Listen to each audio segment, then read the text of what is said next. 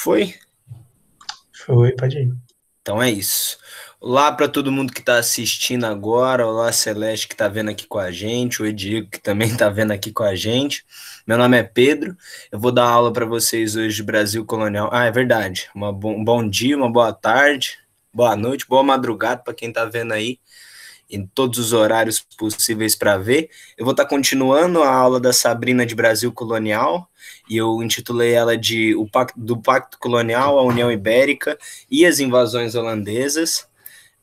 Eu queria começar com uma recapitulaçãozinha rápida, né, do que a Sabrina estava contando para a gente, que começa na efetivação da colonização em 1530, que a partir desse momento o modelo de colonização do Brasil por Portugal se intensifica e se consolida, passando não mais aquela ocupação esporádica e só em alguns locais, devido à tentativa de Portugal de consolidar a sua presença em território americano, mais especificamente no Brasil.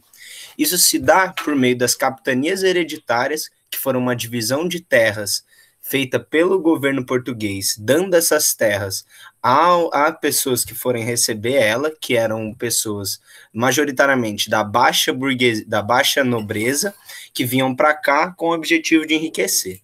Eles empregavam nessas capitanias hereditárias a plantação de cana-de-açúcar, por isso eu coloquei ali que era a economia açucareira, e isso era feito da forma da plantation, que a plantation é caracterizada por uma posse da terra de latifúndio, ou seja, uma plantação extensiva e muito longa de um espaço de terra, com enfoque na cana-de-açúcar, perdão, com enfoque na cana-de-açúcar, tendo o objetivo de ser vendida para o exterior.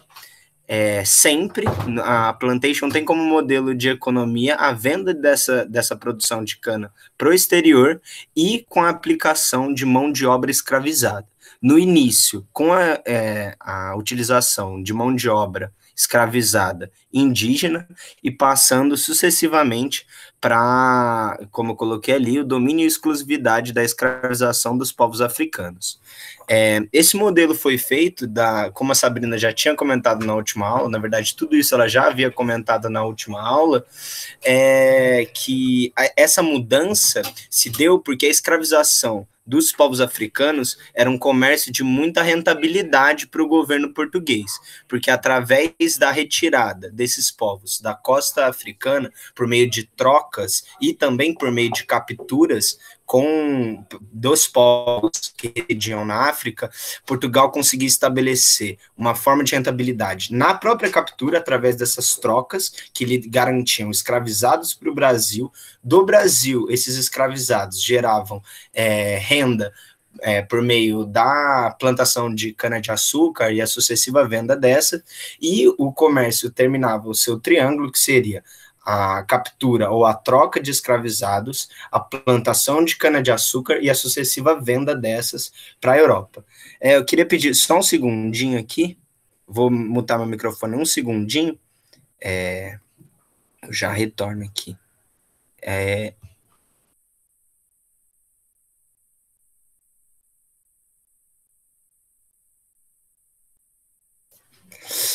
Perdão aí, gente. Deixa eu voltar aqui, compartilhar. Aí, boa. Dessa forma, tendo tudo isso em mente, a rentabilidade do comércio e da própria ocupação do Brasil, já gostaria de passar. Você ficou com alguma dúvida, Celeste? Diego, você quer fazer algum comentário, alguma dúvida? Por enquanto, nada. Não? Então tá bom. Tranquilidade, Pedro. Oi? Tudo tranquilo. Com a promulgação, tendo em vista todo esse modelo que foi feito, a partir de 1545, se efetiva o governo geral, como também foi dito na aula passada pela Sabrina. Esse se instala no Brasil como uma forma de se gerir o território de si próprio, uma vez que garantindo a sua efetivação de Portugal, não seria possível que essa dominação se efetivasse. Logo, foi criado o governo geral em terras brasileiras para ter um intercâmbio de informações entre o Brasil e Portugal, mas ainda assim mantendo ele subordinado a Portugal. Durante o que eu gostaria de ressaltar quanto ao governo geral para o que vai ser efetivamente tratado na aula é o segundo governador geral, o Duarte da Costa, que governou de 1553 até 1556, eu esqueci de colocar no slide, mas a principal coisa conhecido é por ser um dos primeiros a ser um governador incompetente aqui no nosso Brasil. Esse termo incompetente, né, ele acaba por ser um pouco dúbio, porque enquanto a gente está tratando de uma dominação portuguesa no Brasil, para nós tudo é incompetência, né? Porque eles estão tirando o que é nosso. Mas, enfim, ele é chamado de incompetente porque ele teve de enfrentar sucessivas invasões francesas que foram acabar só depois de 5 anos, fora do seu governo, com ações posteriores. Mas o que eu queria deixar claro é que, mesmo com a efetivação da colonização, com o modelo das capitanias hereditárias, as invasões estrangeiras continuavam a ocorrer no Estado brasileiro. Por quê? Com a vasta extensão territorial e a sucessivo ganho de reconhecimento externo de que esse modelo de colonização do Brasil começava a ser rentável, vários países europeus começam a se jogar mar afora para tentar também garantirem o seu pedaço de terra aqui na América do Sul. A invasão francesa só teve fim com a instalação e criação do Forte do Rio de Janeiro, que foi uma construção que conseguiu, através de um único conflito, terminar com sucessivas invasões do Rio de Janeiro. Mas essa não é o fim das ações francesas. Só como um marco de curiosidade, a França volta a invadir o Brasil no século XVII, no Maranhão, só que não consegue se efetivar no Maranhão também, só que ela parte para a parte de cima da América, onde é a Guiana Francesa, até atualmente ainda é um domínio francês. O que eu queria passar agora, que vai ser um dos grandes temas da nossa aula, é a União Ibérica. A União Ibérica, que foi o período onde a Espanha e Portugal se fundem, começa com o colapso da dinastia de Avis de Portugal e a morte do rei Dom Sebastião. Esse morre em meio a uma batalha cruzadística, ele morre sem paradeiro e sem deixar herdeiros do trono português, gerando uma crise de sucessão, onde seu filho não poderia empossar, porque ele não existia.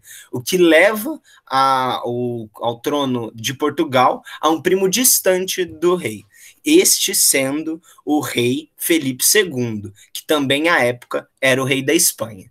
Agora eu queria fazer, isso gera a unificação das coroas de Portugal e de Espanha. Eu queria só deixar claro, antes de passar para o último slide, uma única coisa, que a gente tem nesse período um monopólio dos Habsburgos na Espanha. Eu vou até passar, porque eu coloquei isso mais claramente aqui. O Império Habsburgo, ou o conjunto das dinastias Habsburgos, era uma família real que exercia poder por inúmeros países da Europa, sendo eles todo o Sacro Império Romano Germânico, que consistia em Espanha, Países Baixos, Borgonha, Nápoles, Sicília, Sardenha, Boêmia, Hungria, Croácia e Milão e Portugal. Eu queria deixar tudo isso claro para a gente ter em mente o tamanho do poder Habsburgo, sendo este poder exercido também, como eu deixei ressaltado aqui, na Espanha, em maiúsculo no começo da página. A Espanha, logo, também era um dos países onde seu rei era Habsburgo. Queria só anotar isso, porque vai ser importante para o seguir da aula. Nesse período da União Ibérica, quando o rei de Portugal morre e assume Felipe II, que também era rei da Espanha, as coroas de Portugal e Espanha se tornam uma, pelo mando da Espanha. A Espanha, na União Ibérica, é que controla tanto Portugal quanto a Espanha. Logo, uma coisa que eu também queria falar é que a Sabrina comentou na última aula que para a efetivação da plantation no Brasil, a gente tinha um parceiro comercial, que era a Holanda. A Holanda fazia, junto com Portugal, o refino do açúcar e a comercialização desse na Europa. Por isso que eu coloquei aqui. Lembra da parceria Brasil e Holanda? Então, com a fusão de Portugal e Espanha, a Espanha torna-se a que manda na União Ibérica. Essa Espanha era comandada por um rei Habsburgo. Até 1881, a Holanda também fazia parte do Império Habsburgo. Só que em 81, com o Tratado de Utrecht, que o tratado em si, eu gostaria só de mencionar ele aqui, mas esses tratados, esses pontos históricos não têm grande importância para a gente agora. O que importa é a gente entender todo o conjunto da obra, no meu entendimento. E com essa, o nome é Paz de Utrecht, a Holanda se independentiza dos Habsburgo. Logo, com a União Ibérica, a Espanha, que era Habsburgo, se torna-se contrária à Holanda. Só que em solo brasileiro, que a Holanda fazia parceria com Portugal, agora com Portugal não existente, a Holanda teria que fazer parceria com a Espanha. Isso não tem como, essas duas nações estão em conflito. Desse modo, a gente começa a ver que há um rompimento entre Holanda e Brasil. Só que a participação holandesa no Brasil dava muito e muito e muito dinheiro para a Holanda. Então, ela não ia conseguir ficar fora dessa questão. E daí eu coloquei esse ponto aqui, que é o conflito entre a Espanha Habsburga e a Holanda independente dos Habsburgo. A Holanda lucrava muito com seu intermédio na plantation brasileira, onde realizava o refino do açúcar e sua comercialização. Com a independência da Holanda dos domínios Habsburgo, esta é retirada do Brasil. Como resposta, os holandeses invadem o Brasil. Daí, eu vou só beber um golinho d'água. Vocês estão com alguma dúvida até agora? Alguma coisa que vocês querem falar? Eu queria comentar aí do sebastianismo que vai surgir com a morte do Dom Sebastião, que é quase mitológico, né? É verdade. Que vai continuar por muito tempo, sei lá, até hoje ainda. É mesmo. Então, esse negócio que o Diego acabou de falar, gente, que eu voltei aqui o slide, da morte do rei Dom Sebastião, é um ponto muito interessante mesmo, né? Porque ele é um rei de Portugal que ele se envolve efetivamente, o que não é característico da época, desses reis entrarem de fato nas batalhas em si. Ele tanto entrava quanto morreu em terra, tentando defender a Europa do islamismo, por assim dizer. Só que após a morte dele, cria-se um mito em torno da figura do Dom Sebastião, que é o que o Diego acabou de falar, que é o sebastianismo. Até hoje em dia, tem um local em Portugal, que eu não lembro agora o nome certinho, mas que é uma pedra branca de um material bem branco que tem em Portugal, e até hoje fazem-se rezas para esse rei Dom Sebastião voltar.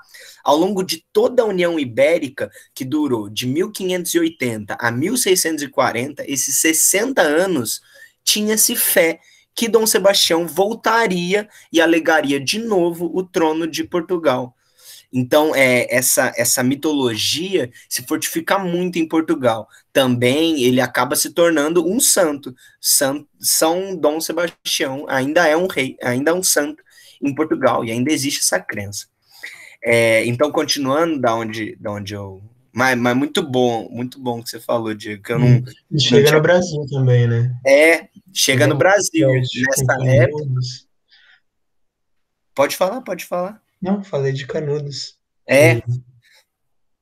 Que é muito presente também, como pano de fundo. Isso que o Diego falou, que é bem interessante, é que com a criação dessa mitificação num indivíduo, a partir do mito dom sebastianista, a gente tem uma expansão mítica de figuras aqui no Brasil, inspirado nesse paralelo que a gente tem, né, entre Portugal e Brasil ao longo de grande parte da nossa história. Dessa forma, essas figuras míticas acabam aparecendo em várias situações, tanto em Canudos quanto em outras revoltas brasileiras. E é bem legal anotar isso e ter em mente que é a partir deste momento onde a mitificação de indivíduos começa a ser passada para cá, porque essa não era uma das bandeiras jesuíticas da cristianização dos nossos povos indígenas e das próprias terras brasileiras. E isso é bem interessante mesmo, isso é bem interessante de verdade. E daí passando para, de fato, as invasões holandesas, tem como marco desse período a criação da Companhia das Índias Ocidentais.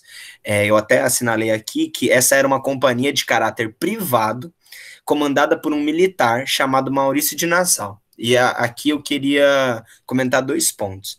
Que o primeiro Maurício de Nassau também foi muito importante na Guerra de Independência da Holanda para com os Habsburgos.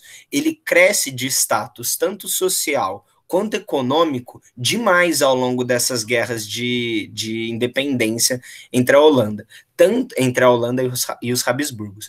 Tanto que ele consegue arrecadar tanto dinheiro que ele é um dos fundadores da Companhia das Índias Ocidentais. Outro ponto, é o que eu coloquei logo na sequência, que eu gostaria de comentar, que essa não é uma invasão de um país. De fato, não é a Holanda que invade o Brasil, e sim uma companhia privada. Como a Companhia das Índias Ocidentais se criam, pensando que todo esse processo de invasão holandesa começa logo depois de que a Holanda se torne independente dos Habsburgos. Da onde se consegue tanto dinheiro a Holanda para financiar toda uma invasão e a criação de uma Companhia das Índias Ocidentais que vem a monopolizar grande parte dos comércios da Espanha quanto de Portugal. Esse processo ocorre porque a Holanda ela é caracterizada por uma ação bancária e financeira. A principal ação que ela fazia era financiar projetos através do seu banco das outras nações. Então, enquanto todas as outras nações, as grandes nações europeias, ainda estavam presos sobre o mando Habsburgo, que tinha uma política conservadora e nada liberal até esse momento, a Holanda independente incorpora muitos aspectos liberais da economia, se tornando a principal agente financeiro da Europa e financiando de fato. Por isso mesmo que a Holanda fica responsável pelo refino do açúcar. Ela financiava o refino de açúcar. Não é que ela tinha máquinas, não é que ela vinha com o pessoal para as terras brasileiras fazer o refino. Não, ela financiava as máquinas que eram mais caras e eram essas máquinas que faziam o refino. E da mesma forma, os empréstimos que Portugal vinha a fazer com esses bancos holandeses davam como ônus para Portugal, ou seja, como prejuízo para Portugal, não ter mais o monopólio da venda desses produtos. E é por isso que a Holanda comercializa esses produtos, porque é como se fosse a dívida portuguesa. Vocês vão fazer empréstimo com nós, e como vocês não conseguem pagar esse empréstimo agora, eu, Holanda, vou comercializar essas especiarias, esse açúcar, para a Europa. Eu acho esse ponto muito legal, porque ele materializa um pouco do porquê que a Holanda tem um papel tão central nesse período. Primeiro, por ser um país rico desse tamanho e por ser um país que tenha acabado de se tornar independente. Então, dando sequência à matéria, a Holanda invade o Brasil, primeiro pela Bahia, onde não obtém vitória, por causa de uma forma de guerra realizada, de um conflito, realizado nesse período, que é a de terra arrasada. Quanto mais os holandeses invadiam o território brasileiro, mais os jesuítas e os senhores de engenho que estavam ali, vendo que eles estavam avançando, eles destruíam essa terra. Então, os holandeses avançavam mais por campos vazios de pessoas, passando por terras destruídas, ou seja, sem comida, sem mantimento, sem ter onde acampar ou coisa do tipo. Então, eles iam cada vez mais, os próprios portugueses brasileiros que aqui estavam, iam saindo cada vez mais do litoral, onde os holandeses entravam, esses holandeses vinham, sem grandes conflitos, acabavam morrendo, porque não tinham mais como se manter. Mas eles conseguem efetivar a invasão em Pernambuco. E eu marquei aqui que tem início de conflitos religiosos a partir desse período, porque além da própria invasão, os holandeses, como eu já tinha dito que eles eram liberais, tem um outro ponto do seu liberalismo. Eles são majoritariamente calvinistas, que nesse período eram os dois grandes, que eram, nossa, não vou lembrar agora, o luteranismo e o calvinismo.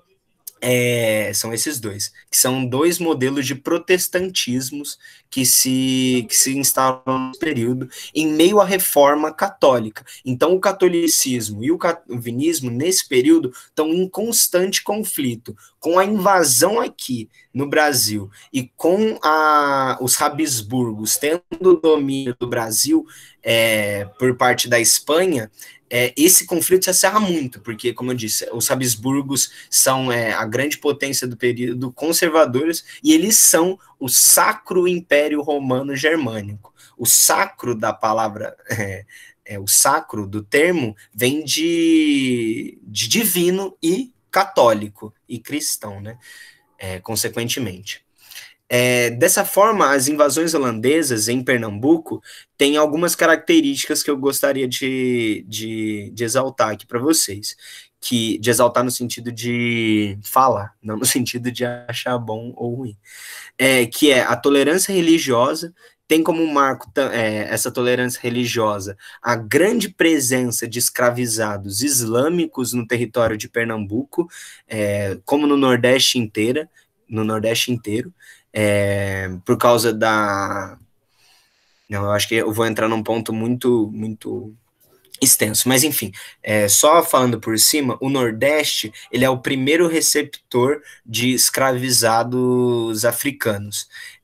Onde se retiravam esses escravizados eram, principalmente nesse período, em dois pontos. Em Angola, onde desde 1517, junto com a Angola e o Congo, que o Congo era uma instância governamental africana que se cristianiza em 1517. Angola é uma possessão do rei do Congo, que não é exatamente um rei, mas para termos de poder, ele funciona como um rei que exercia poder sobre Angola. Então, a maioria desses escravizados que vinham da Angola eram cristãos. Já os que vinham para o Nordeste, eles eram da parte mais acima do território africano, que seriam da região do Saara, por meio de comércios que eram adquiridos. Esses, em grande maioria, eram islamizados, e estes, em grande maioria, constituíam a mão de obra escravizada presente no Nordeste. Outro ponto que tem como característica da administração holandesa é a abertura de linhas de financiamento para os senhores de engenho com juros para os senhores de engenho de Pernambuco, com juros baixos e com longos períodos para se pagar. Isso gerou em Pernambuco uma rápida expansão dos engenhos, porque com a entrada desse financiamento holandeses e com juros baixos, fizeram-se longos empréstimos, extensivos empréstimos, que se expandiam muito, tanto as terras dominadas por esses senhores de engenho, quanto o maquinário desses engenhos, quanto o número de pessoas escravizadas que obtinham esse engenho. Isso vai ser importante logo para frente da minha explicação. Outro ponto é que, com as ideias do liberalismo holandês incidindo sobre Pernambuco, essa passa por uma leve reforma urbana que foi característica e chamada de a Nova Amsterdã, que era um dos princípios do Maurício de Nassau, e também das ideias do naturalismo que se expressavam na época, que era essa ideia de observação da natureza e tecnicização dessa, ou seja, a obtenção de conhecimentos dessa operação de contato com a natureza e o processo civilizatório para com essa. E uma última coisa, que é a chegada, a mando de Maurício de Nassau, de inúmeros pintores, como da obra que eu vou mostrar agora para vocês, que é a do Frans Post, que foi um naturalista holandês, trazido por Nassau, e essa obra, ela ressalta algumas coisas, que é, mais à direita, acima, a Casa do Senhor, uma coisa que eu queria falar para vocês, que eu aprendi até mesmo há pouco tempo na faculdade, e que eu acho que está demonstrado nessa obra, é a constituição da fazenda escravocrata. Mais acima à direita, a gente consegue analisar que existe uma casa grande, logo à direita desta tem uma igreja, a gente pode observar pelo crucifixo que tem em cima da imagem, logo à direita da palmeira, que tem ali em cima à direita, o engenho aqui embaixo, as populações, os escravizados ali embaixo, exercendo trabalho, e a gente pode ver algumas coisas, que é a expansão dessa cadeia produtiva, ou seja, o engenho mais largo, a casa grande, um pouco mais larga, a grande presença de escravizados, mesmo que pareça pouco, essa é um pouco da regra da escravização no Brasil. Os médios e grandes latifúndios possuíam em média 100 a 200 escravizados. Os extensivos e enormes possuíam muitos mesmo, como chegando ao máximo de 3.000 escravizados no engenho.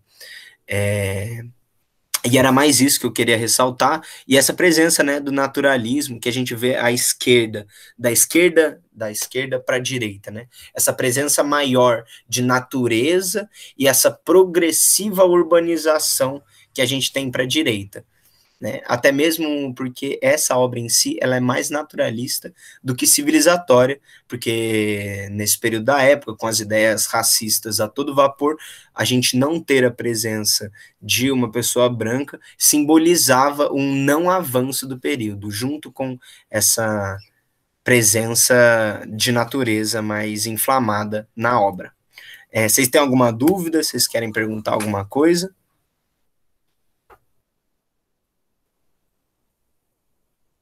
Querem perguntar? Estão aqui ainda? Vocês estão me escutando? Tá tudo funcionando? Tô aqui sim, Pedro, tá tudo certo. Então tá bom. Fico com medo da... Vocês mandaram alguma coisa no chat? Deixa eu dar um bisu. Nenhuma dúvida? Então tá bom. Deixa eu continuar. Então. Nesse período, então, nesse período, a gente tem o quê? A gente tem a perda do mando de Portugal completamente. Portugal não tem mais seu rei a partir de um dado período. Portugal para de existir, de uma certa forma, porque se torna Espanha. A Espanha começa a mandar na colonização brasileira.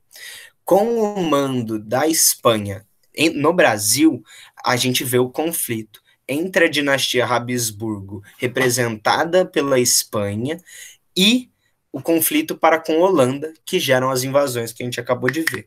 Com essa invasão holandesa, a gente vê o desenvolvimento, até uma certa parte, dos engenhos na região de Pernambuco.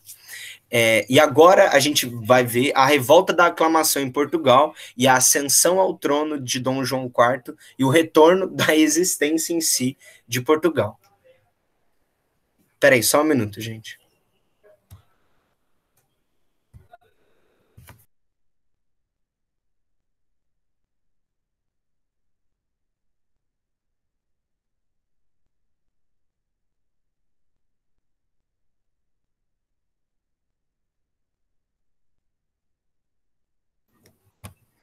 Perdão a pausa de novo, viu, gente?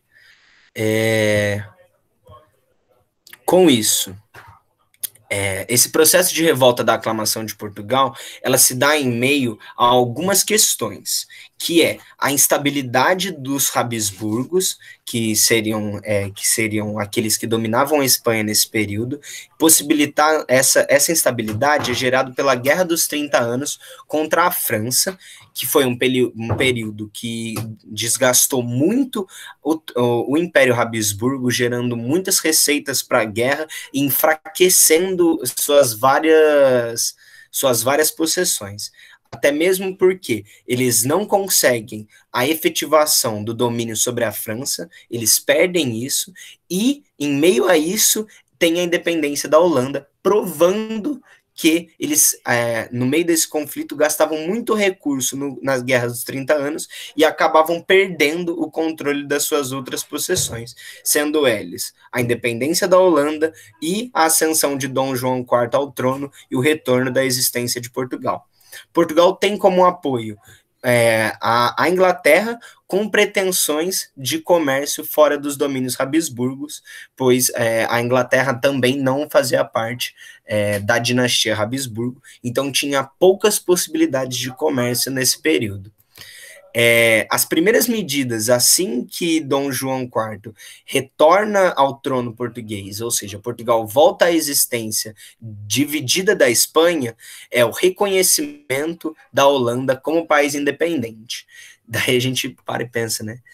Mas como pode, se Portugal, retornando ao poder, ou seja, retornando também o Brasil ao mando português, a primeira coisa é reconhecer aquele país que está invadindo o próprio território. Mas como eu coloquei aqui, tem como objetivo esse reconhecimento de firmar novos acordos bancários com essa prosperosa financiamento holandês e negociar sua saída de Pernambuco.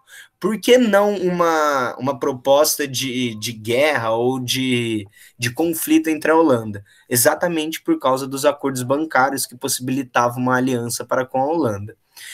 Nesse período também, para além da ação da coroa, a gente vê a insurreição pernambucana. A insurreição pernambucana, ela é gerada por um processo muito engraçado. O primeiro, né? Eu gostaria de ressaltar que existem duas vertentes da insurreição pernambucana. A primeira é a dos senhores, os senhores de escravo e os senhores de engenho. Esses se revoltam contra a Holanda quando os juros dos empréstimos que eles pediram são cobrados.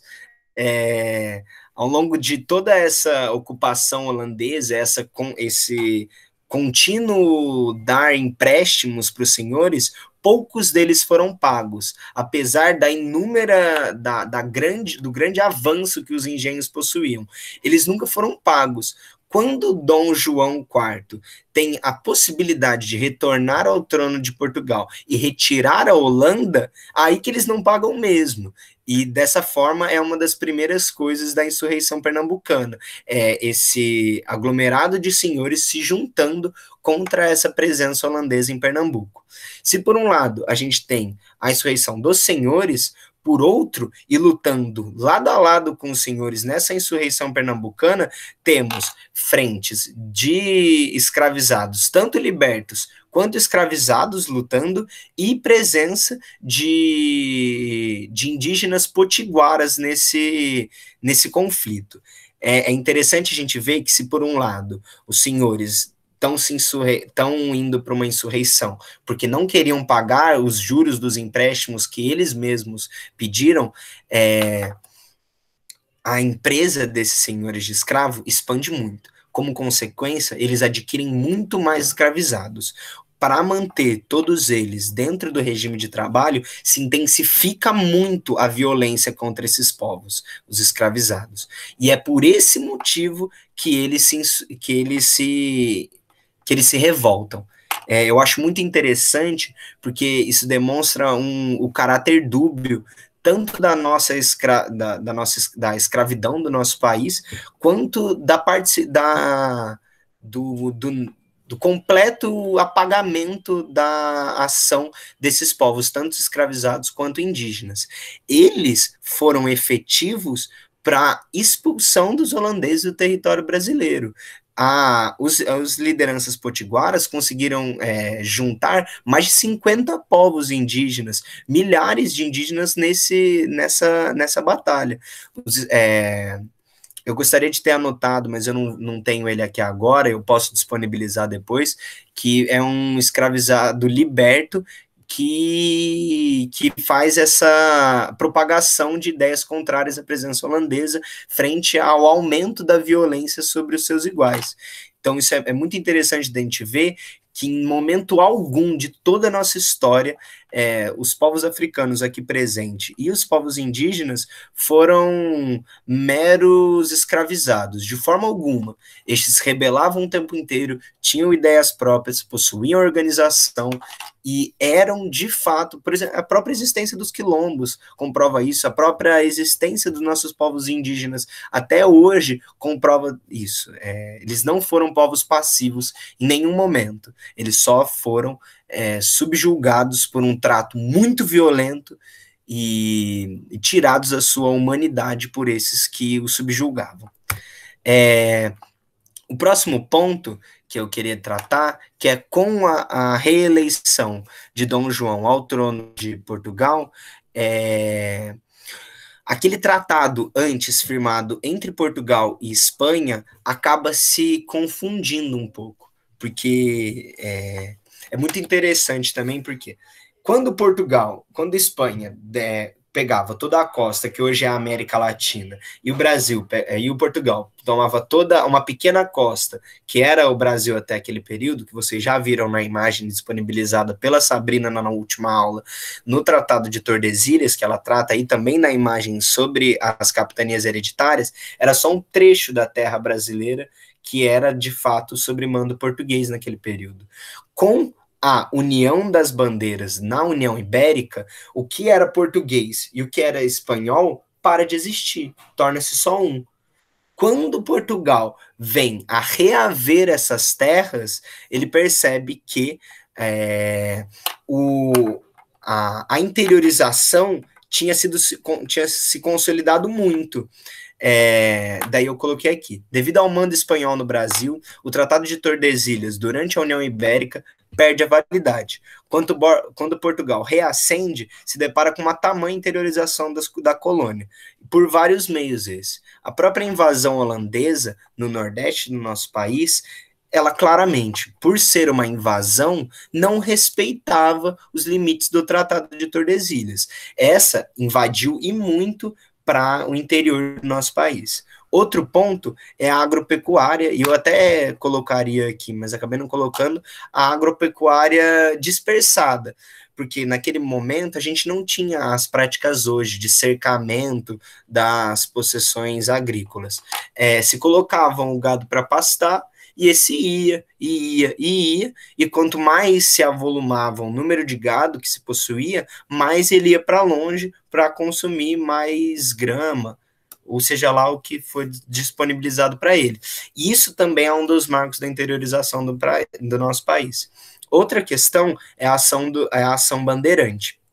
Esses foram grupos que se especializaram na captura tanto de escravizados africanos foragidos, quanto de indígenas escravizados foragidos, quanto de indígenas que haviam sido capturados ou mantidos nas possessões jesuítas. Então a gente tem essa ação bandeirante se ingressando cada vez mais no interior na busca desses escravizados fugitivos, também corroborando para a interiorização do nosso país. Outro ponto neste momento, o de 1640, a busca por metais preciosos pelo ouro de aluvião, que é o ouro de fácil visualização, pois ele se encontra nos rios, ele não necessita de uma mineração efetiva, porque eu gostaria que a gente pudesse, em outras aulas, tratar de mineração, pois eu acho que é um tema mais complexo e que demanda um pouco mais de tempo, e a gente já tratou de outras coisas aqui nessa aula. E também Outro ponto é a ação jesuíta, que também, pela busca de novas populações indígenas a serem catequizadas, vão cada vez mais ingressando ao interior do nosso país. E, por fim, de novo, na parte acima do nosso país, não é necessariamente o Nordeste, mas sim o Norte, com a ingressão do mando holandês no Nordeste, se descobre no Norte uma série de produtos que foram denominadas como as drogas do sertão. Eu coloquei para finalizar a aula essa imagem aqui, que seriam algumas ilustrações, que eu não acho que ficou tão bonito assim, mas algumas só para esquematizar, né, para ter mais uma pequena materialização do que eu estou falando, sobre a invasão holandesa ter possibilitado a interiorização do nosso país, a expansão da ação pecuária, a ação jesuíta, a busca pelo ouro de aluvião e as drogas do sertão. E, por fim, essa legitimação de todo esse processo de interiorização se deu como havia sido o reconhecimento das terras brasileiras como portuguesas. Esse é o argumento do Utpossidetes, que é aquele que está na terra, que a utiliza efetivamente, é seu dono. Daí eu coloquei aqui, tendo em vista as várias frentes de expansão demonstradas, Portugal teve que legitimá-las de alguma forma. Tratado entre Espanha e Portugal para expansão brasileira utiliza como argumento o Utpossidetes.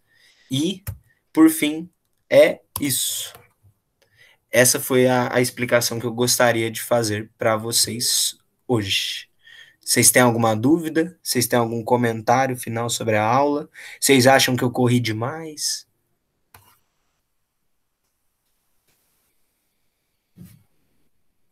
Pode falar, por favor. Levantei sem querer. Eu achei interessante. Tipo, que nem o Diego falou sobre o sebastianismo. Eu não sabia mesmo. Eu fiquei muito curiosa sobre esse negócio. Vou pesquisar depois para ver certinho. Ele é bem legal mesmo, bem legal o assunto. Sim, eu gostei bastante da aula. Obrigado. Sinto que eu corri um pouquinho demais, mas se ficaram com alguma dúvida, pode perguntar também. Que eu queria fazer. Acho que mais no final mesmo que deu uma corridinha. Eu senti assim. Eu também tava fazendo outras coisas ao mesmo tempo do Rosa aqui, mas aí não consegui prestar tanta atenção. Não, tá tranquilo. Achei da hora, no geral. É que eu queria dar uma resumida, porque são bastante pontos, e também para voltar nesses pontos depois, já tendo uma base junto com história geral, porque esse tema ele é bastante bom para a gente tratar no comparativo, né? A própria mando dos Habsburgos no país acaba sendo uma coisa que a gente tem que tratar junto com a história geral, assim. Mas era mais ou menos isso. Eu acho que é melhor a gente deixar assim como tá, porque essa era toda a apresentação que eu tinha pensado em dar. E eu acho que é mais através dos comentários da aula e das perguntas que forem surgindo depois, até mesmo nas monitorias, que eu acho que a gente vai conseguir mais casar melhor os conteúdos. Tá bom? Então é isso. Essa era a minha ideia com a aula de hoje. Se mais ou menos falar alguma coisa que eu fui falar, acho que ela ia falar antes. Não ia falar nada não, tranquilo. Não, então tá bom. Mas então é isso, gente. Então, beleza. Se você curtiu esse daí do sebastianismo, procura sobre a Guerra de Canudos, porque é uma influência muito grande e é bem importante revisar sobre. É mesmo. Sim, eu fiquei vou procurar mesmo. A gente depois vai ter aula especificamente quanto a isso, tenho certeza absoluta, Mas é muito legal mesmo. Eu posso até dar uma pesquisada depois, algumas coisas, assim, algumas fontes, coisas do tipo, para aprofundar um pouco, porque é bem interessante de fato, assim.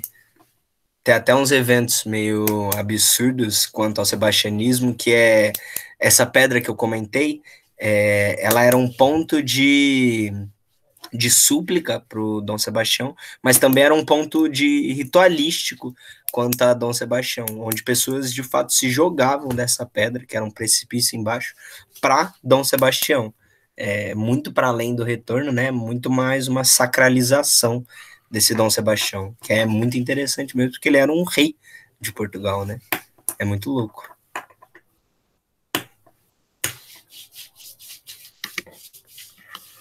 Mas é isso. Se quiser já parar de gravar, Diego, pode parar. Beleza, então. Vou parar aqui. Então é isso. Fica à vontade.